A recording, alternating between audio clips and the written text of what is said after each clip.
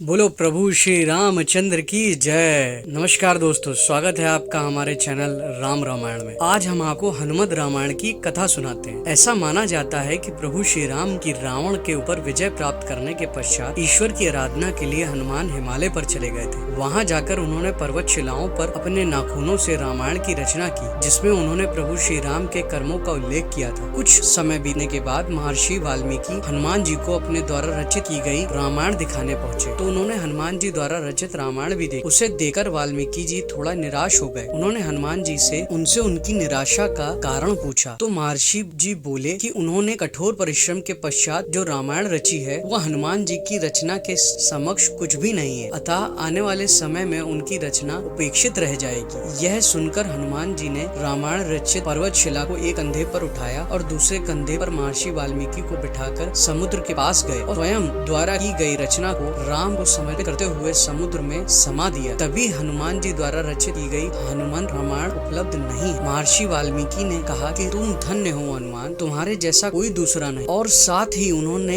यह भी कहा कि वह हनुमान की महिमा गुणगान करने के लिए एक जन्म और लेंगे। इस बात को उन्होंने अपनी रचना के अंत में कहा। माना जाता है कि रामचरितमानस के रचयिता कवि तुलसीदास कोई और नहीं बल्कि महर्षि वाल्मीकि का दूसरा अवतार था। महाकवि तुलसीदास के समय में ही एक पटलिका को समुद्र के किनारे पाया गया, जिसे कि एक सार्वजनिक स्थल पर टांग दिया गया था, ताकि विद्यार्थी उस गुण लिपि को पढ़कर उसके अर्थ निकाल सके। माना जाता है कि कालिदास ने उसका अर्थ निकाला। वो भी जान गए थे कि ये पटलिका कोई और नहीं बल्कि हनुमान द्वारा उनके पूर्व जन्म में रची गई हनुमत रामायण का एक अंश है, जो कि पर्वत शिला से निकल के जल के साथ प्रवाहित होकर यहाँ तक आ गई है। उस पटलिका को पाकर तुलसीदास ने अपने आप को बहुत भाग्यशाली माना। बोलो जय श्री राम।